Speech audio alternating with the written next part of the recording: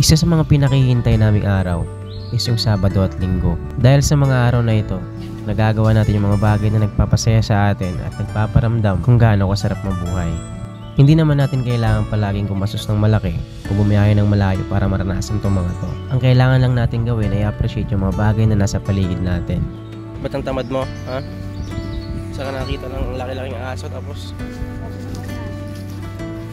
Kawit ko na biya.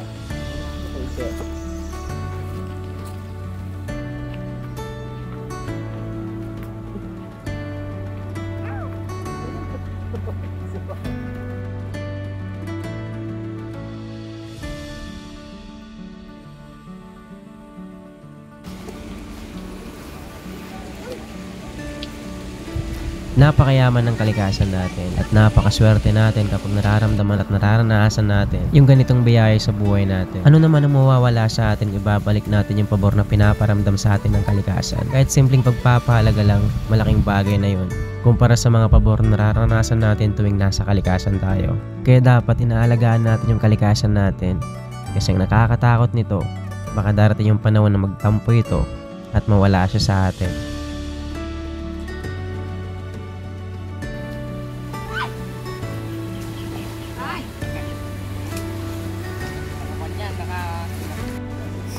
Okay.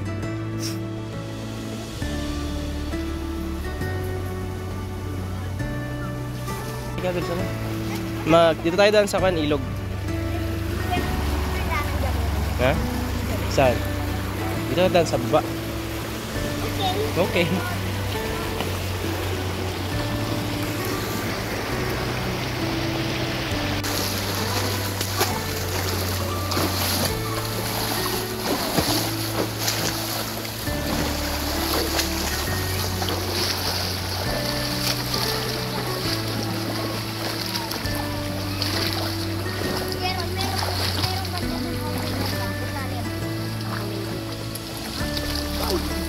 Matinig yan, matinig.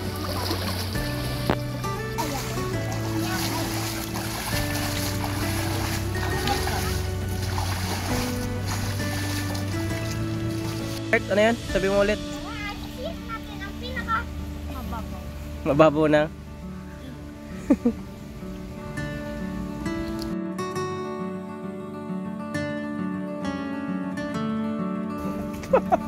Sayang ginagawa ano.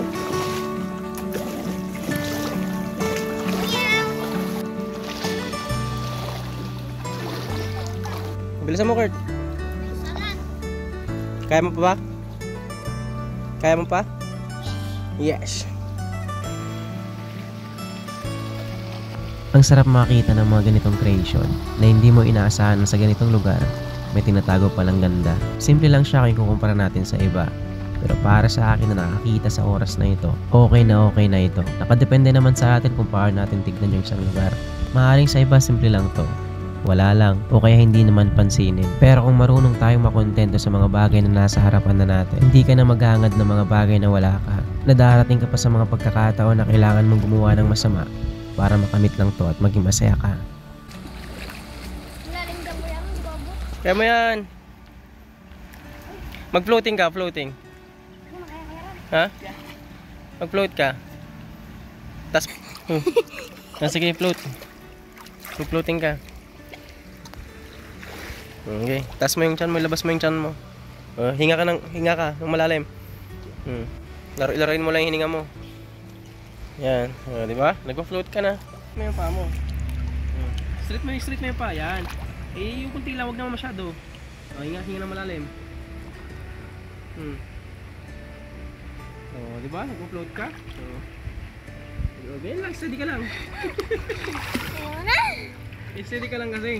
So, ayun, hindi na namin binalikan yung spot na nakita namin doon sa bandang taas. Kasi napagtripad ni Madam na magpulot ng mga shells. Tawag nila dito is liddangan. Liddangan! Ha? Liddangan? Liddangan, di ba? Liddangan, oh, yun. Wala pa kita ng buko. Ginagawa mo dyan? Buko ng liddangan. Lang? Ano ba tawag dito? Liddangan. Liddangan. Naghahanap ako. Galing mo naman. Andun, ipakita mo yun. Naghanap buhay ka, bro. Oo. Naligo ka na. Tignan nyo, andito lang siya sa ibabaw ng water. Ay, ng bato. Ng water. Water. So marami na siyang nakuha. Halos isang plastic na. At malapit nang makalabas yung iba. Ito yung itsura niya. Masarap daw to, sabi ni madam. Hindi pa natin siya natitikman. Sino? Tiri. So ganito yun. Kapatong lang. Yan, nakapatong lang sila. Parang kumbaga, saan? Yun. Ganyan lang siya. Ganito lang sila. Dito lang sila matatagpuan sa gilid-gilid ng ilog. Okay. Good job. Nagawa mo, B? Galing ah! Parang naging palaka ka for a while. Hindi straight. Galing ah! Parang liddangan. Liddangan. Look, oh. Konti pa yan, guys. Unahin lang. Tanghali na kasi. Ay, nalabusan. Muntik ka na, Kurt. Nakita yung pututoy mo. Pakita mo sa camera. Pakita mo kung sino ka, Kurt. Tara na, ligo na tayo. Ligo na tayo, ligo. Quality mo naman, sir. Sigaw ka ng sigaw. Parang kinakatay. Aray ko! Nakatay ako. Yung taas nito. Ano yun? Yung taas niyan, oh. Arte mo naman, bro. Sa lidangan. May kapunpunuan. Lidangan! Lidangan City.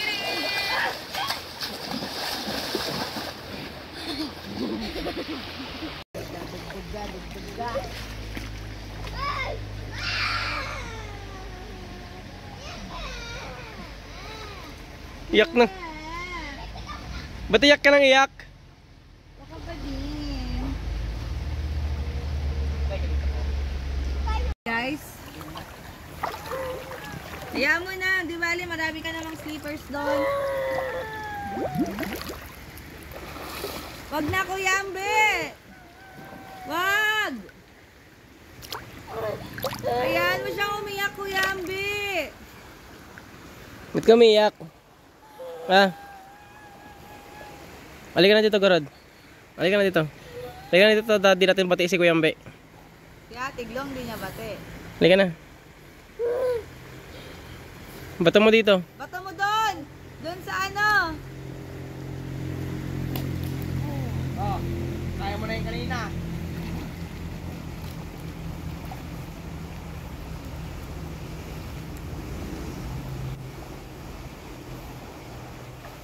Wait lang, parang may gumagalaw doon. Crocodile ba yun?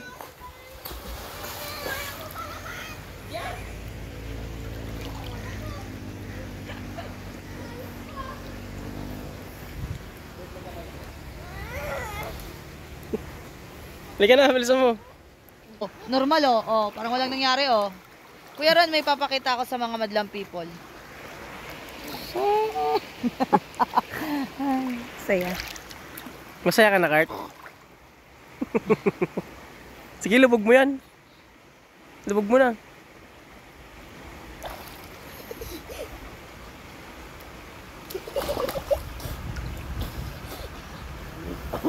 Nakakainuman. Nainom mo na yung kwan doon, yung patay na palaka. Ay.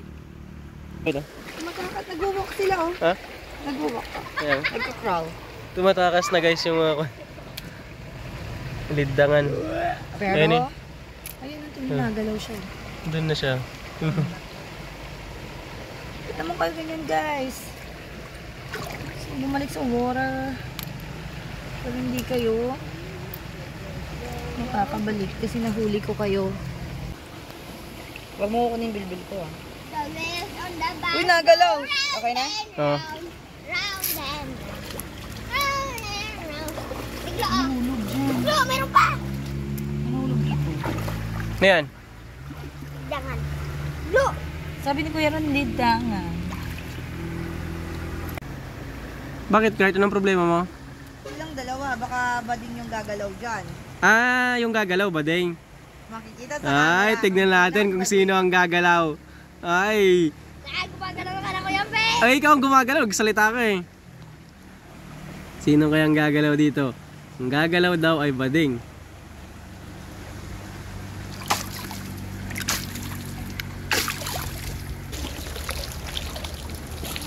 Ang gumalaw bakla, di ba?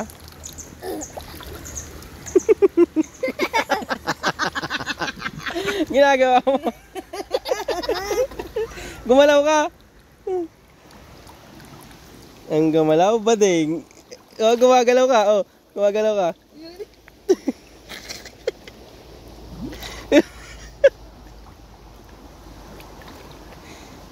Panindigan nyo yung challenge nyo. Para kayong palaka, kawig nyo na yung palaka doon, no? Nagalaw sila Hmm? Nalipat. Oh, wala. Talo si Kurt. Ayoko na, di ko na kaya. Hindi na ako makaya. Natapos ang buong araw na puno ng saya at mga aral na bigay sa atin ng buhay. Kaya sa lahat ng to ng mga ginagawa natin ngayon, sumusulat tayo ng mga alaala at mga bagong kabanata sa buhay natin. Kagaya ng lagi kong sinasabi, ito yung mga alaala na kahit man sa hukay natin, hindi natin ito makakalimutan. E pasin man ito ng panahon, hindi mawawalan ng halaga.